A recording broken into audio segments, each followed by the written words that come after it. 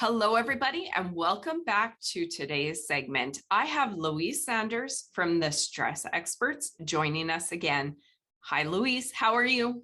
I'm good. Hi, Tracy. Good. I am so happy to have you back on the show. We are continuing our series on the Enneagram titled Know Thyself. If you haven't caught the main segment, go back and watch that one. We explain what the Enneagram is and all the good details in there. And after that, we have 9 segments for you, reviewing each of the different personality types within the Enneagram. So watch that one and then come back. So Louise, today we are talking about the Enneagram type 3. Take it away. Awesome. So the type 3 is also known as the achiever. So this type is self-assured.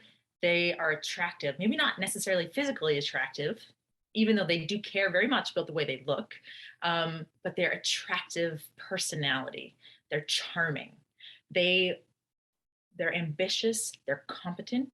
They're energetic. They're very status conscious, and they're highly driven for advancement and achievement. They want to be the best. They want to be the best at whatever game they're playing, whether that be, if they're in the corporate world, it's climbing that corporate ladder. If they're a farmer, they want to be the biggest, best, fastest farmer. If they're a teacher, they want to, get to the principal level or higher, that they just want to be the best at whatever game they're playing.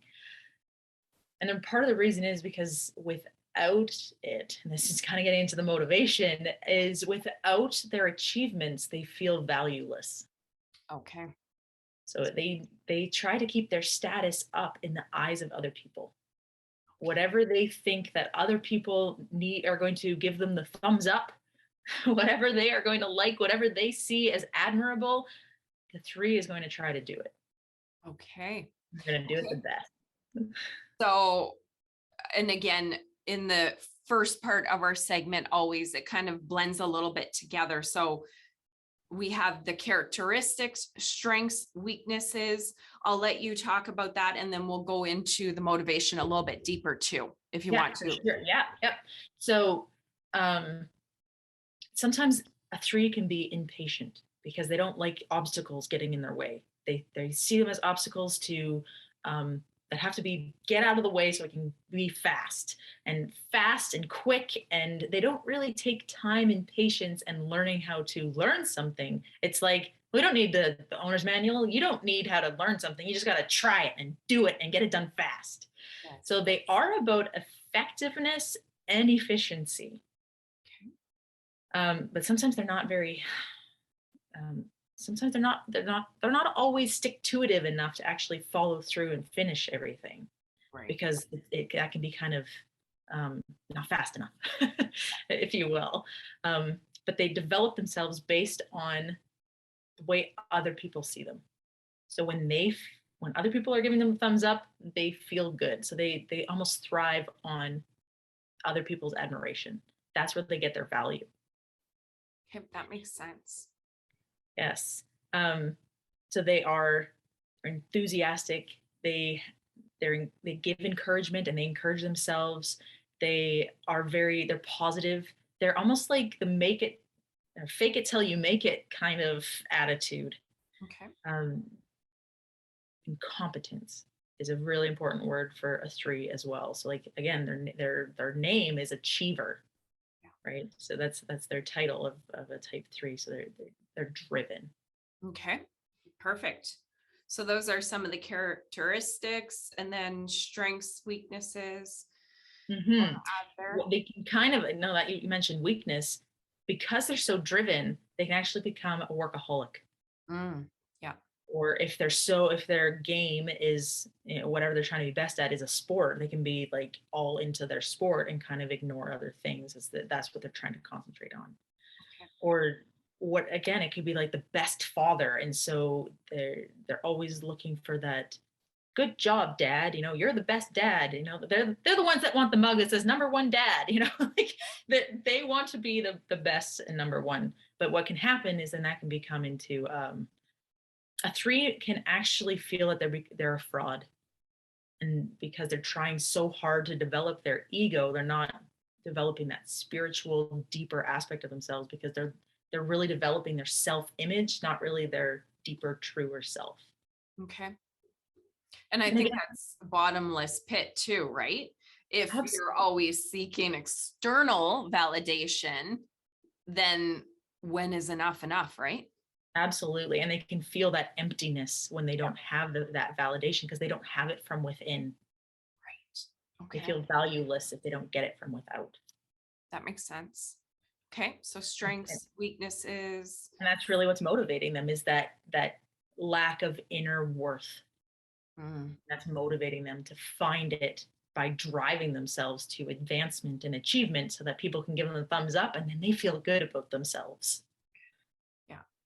I imagine, and again, I'm just taking a stab in the dark because I like me and tiny little Yes, categories of people, which it doesn't work that way. But wouldn't a lot of your top athletes fall under this personality? I would think so. I would I think mean, so. that's probably not safe to say, but you would think so, wouldn't it? That's right. Like that characteristic, the archetypal energy of a three, that achiever, that Yeah. drivenness is, yeah, I would say that that would be a big benefit for athletes. And yeah, I'd even say probably your top salespeople too, like that and achieve. they are, a three is a really good salesman, because they have that charming, they're very personable. They want people to not just necessarily like them, but to work with them. They're very good at networking, Okay.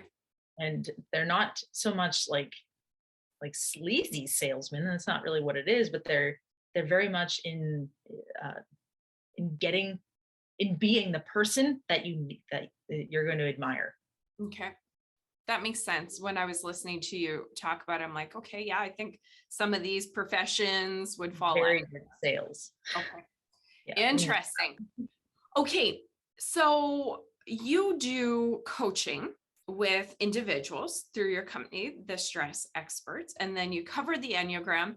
I ended up doing some coaching sessions with you to discover my type, had some major light bulb moments, and really kind of put together, I would say, a final puzzle piece or two. I know we're always learning about ourselves and others, but two big pieces that I'd always wondered about, and different personality type stuff had never really connected the dots.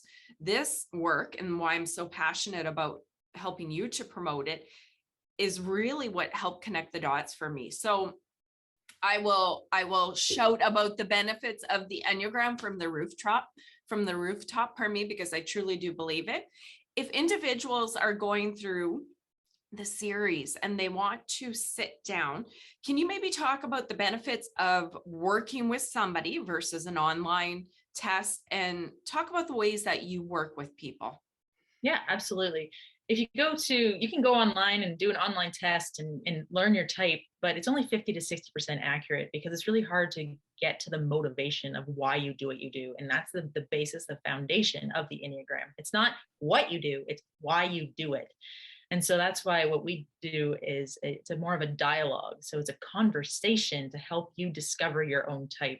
So there's worksheets to fill in, and questions and topics that we talk about, so you can it can help you discover your type.